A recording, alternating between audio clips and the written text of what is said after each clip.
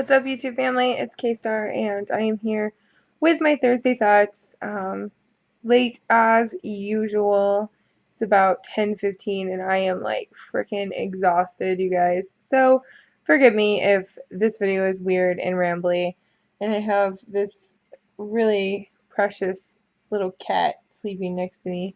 Somebody asked me in my last video, like, what I surround myself with. That's what I surround myself with. Like, seriously, look at her. Look at her. She's just being so sweet. This is Baby. This is Chad's cat. He moved out here with us. Yeah. She usually doesn't love on me, so I'm guessing Chad wasn't giving her enough attention. Now she's gonna leave. It's like she knows I just put a camera on her. Yeah. Anyway, enough of that. Look, she's seriously leaving. What the hell? Such a jerk. But yeah, anyway. So I told you guys yesterday that I was probably going to talk about my yoga practice in this video. And so I'm going to go ahead and talk about that for a little while. I will try to keep it short.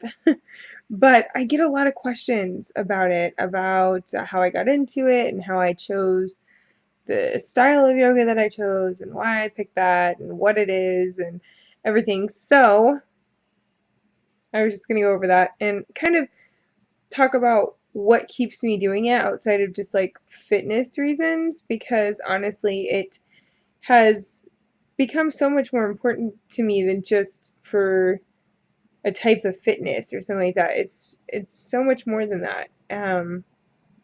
At times it's almost like that is, I don't want to say not even the most important reason, but it's just kind of almost an afterthought. I don't know how to explain it. But first, I was just going to read to you guys exactly what it is, the style that it is, and where it comes from, and all of that.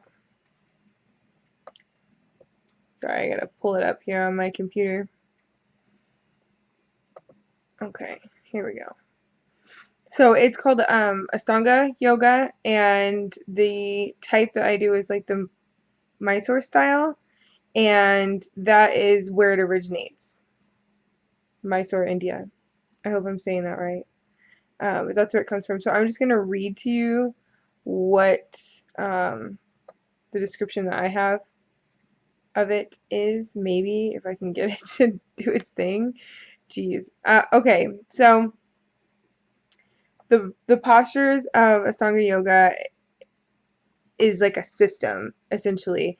And they are organized into a sequence that each pose prepares the body and the mind of the practitioner for the poses that will come later in the sequence. And this particular style of Ashtanga is like a all instructional kind of thing where the instructor doesn't really like practice in front of you or lead a class. They work individually with you so that they can kind of personalize things for you, like depending on your drawbacks and your strengths and weaknesses and stuff. So it allows them to kind of take into account the uniqueness of each practitioner, is what it says. So rather than being led as a group, students work individually within a group setting. This gives each practitioner the opportunity to develop a self-led practice that can be done anywhere that there's enough space to roll out a mat. And that right there is the reason why I was so attracted to this style of yoga, is because you memorize it. Like, you memorize the sequence over time. It'll take you a long time, but you know, you can memorize portions of it and you can practice that on your own. So like if you don't have access to a class, or like you can't afford a class all the time or whatever, you can actually teach this to yourself. That would be insanely freaking hard. But there's books that you can buy that go over the poses and essentially teaches you how to do them. And if you needed to, you could learn that way, or you could, I don't know, there's probably like DVDs and stuff that you could get and teach yourself at home how to do it and then eventually commit that to memory, and you wouldn't need anything anymore. You just need yourself. And that is what is so cool about it to me, is that um, you can do it on your own. You don't, once you know the poses, you don't need anybody, which is pretty cool. So, um, yeah, students practice a portion of the sequence at their own pace and are provided with both verbal instruction and physical adjustments by the instructor. New poses are introduced as students gain strength, flexibility, stamina, and focus. No previous experiences necessary, all are welcome. So, for people who think that it sounds intimidating, it is. I'm not going to lie. I got into doing yoga just by personal research. My nutritionist suggested that it would be a good way to start out because it's like no impact, whereas like running and stuff like that is a little bit harder on the body. So she suggested it, and I was like, okay, tried that before, didn't really like it. I don't know how I feel about this. But I just started doing some research um, about what was available around me, and kind of just stumbled upon some stuff. And then one of my friends actually suggested an instructor to me, and that ended up being how I found the Ashtanga class. I'd never heard of it. I didn't know what it was, didn't know anything about it whatsoever at all. That particular class happened to be taught outside of a gym. So I liked that idea because you guys know how I feel about gyms. And it worked with my schedule. It's on a Tuesday morning. I have Tuesdays off. So it was easy for me to commit to going and doing that because I knew I could make time for it. And the first time that I went, I was so sore the next day, I could not even get out of bed. Like, I could not sit up out of bed. I had to roll over and push myself up because my back and my abs were so sore.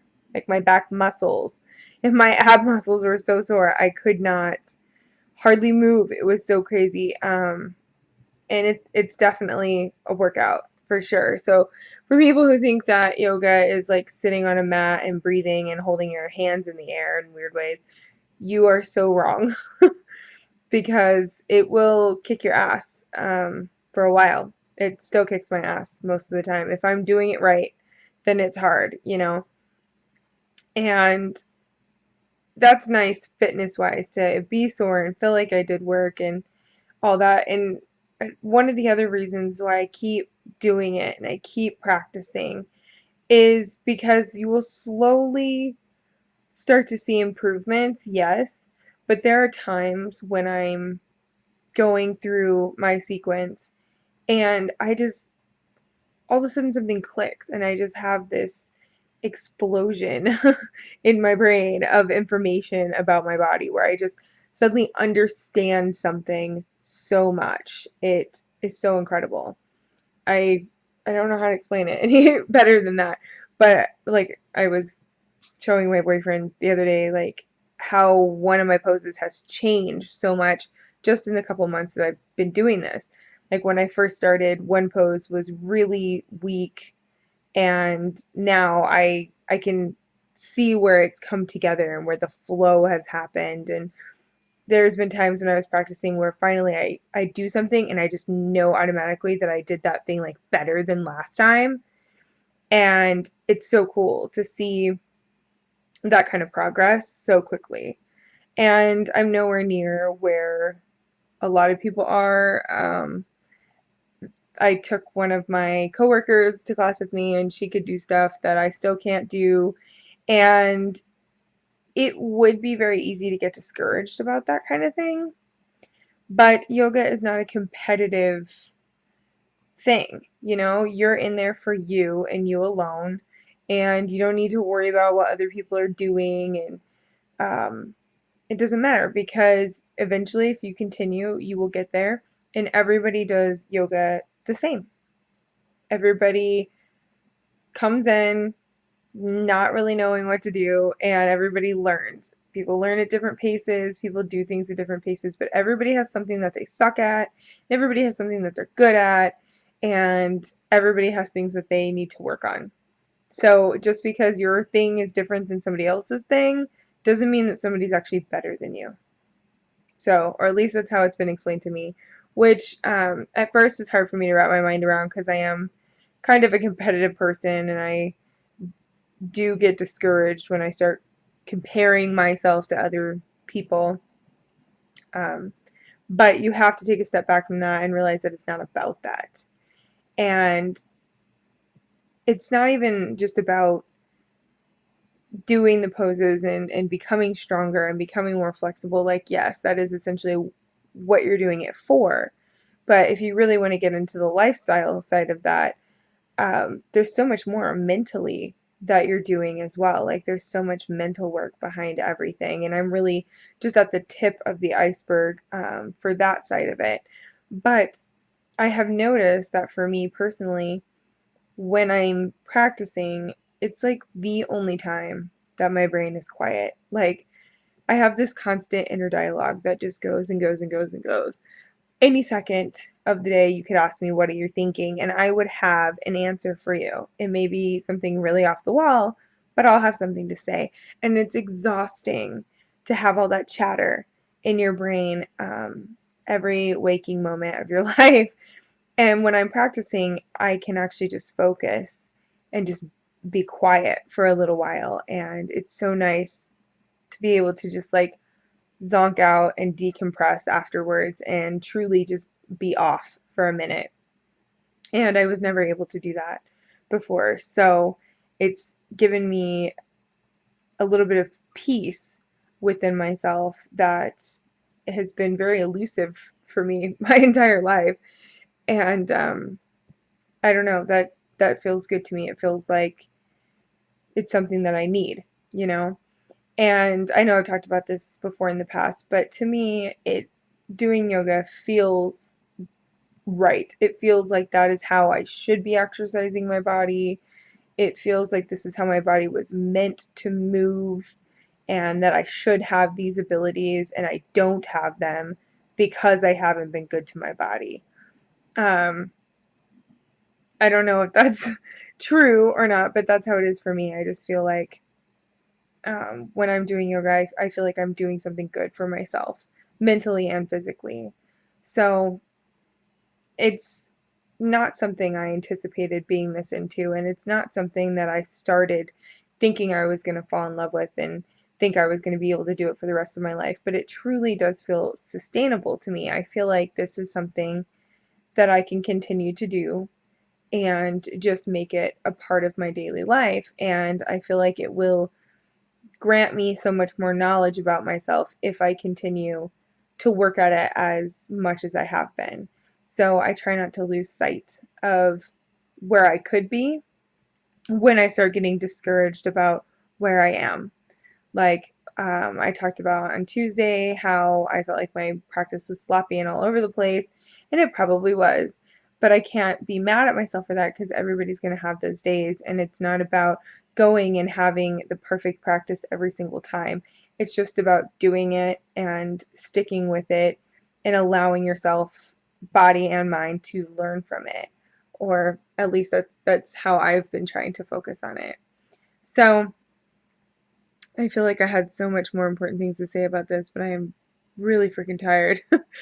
But that's just kind of the style that I'm doing, and that's how it's set up. And I do enjoy that it's in a sequence and that it's something that you can memorize and really practice on your own. A lot of people have said that they have started doing yoga because of my enthusiasm about it, and that's really awesome to me because again, yoga is all about sharing and giving and all that. So it's amazing to me to think that people are inspired to go and try it because um, of how I've talked about it. So that's cool. I just want people to know that I was definitely intimidated to try it too. And honestly, if you get in with a good instructor and you find the style of yoga that works for you, then it won't be intimidating. It really won't. You just have to go in there and do it and not worry about whether you're not going to be able to do a pose perfectly or not, because most people are not doing everything perfect. Nobody's doing everything perfectly. So everybody's learning just in different ways and at a different pace than you, and you're there for yourself. So if you're thinking about trying it, I challenge you to go and look up different classes in your area and go and try it and let me know what you think. I would love to know. And a couple of you have asked or brought up the idea of me doing videos um, showing you what I do or teaching you what I do. And I had thought maybe when I'm 100 pounds down, I will do a video, of teaching you a little bit or like one thing, because I don't feel like I am far enough in my practice or good enough at what I'm doing to be teaching other people, because nothing I'm doing is probably like the most correct way that you should do it. Um, but with that being said, and me still being a beginner, it might be nice to see somebody who is still learning and still struggling through things. Because when you Google how to do certain things on YouTube and you look up, yoga poses on YouTube, you get everybody stuff that it's already perfect. They've already mastered certain things and it all looks so fluid and so right. And it is very intimidating thinking, oh my God, I cannot do that. So it might actually be helpful to some of you, and for me to have something to reflect on when I feel like I'm not making any progress, to go back and watch some of those videos and be like, oh, look, it is better. So I will keep that in mind. I will try to muster up the courage to do that. Maybe I'll film a couple of them and see how they come out. We'll see. So I said I was going to keep this short, and I lied. I always lie. Sorry. If you guys are already gone, whatever. But anyway, I will keep that in mind. I'll see what I can come up with for you guys. There were a ton of great video suggestions on my giveaway video. So if you haven't seen the giveaway video, go check it out. But I definitely appreciate all the suggestions, you guys, and I will work on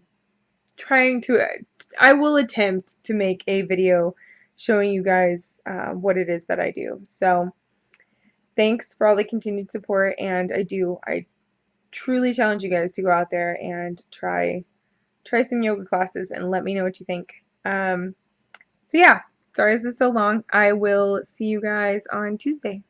Bye.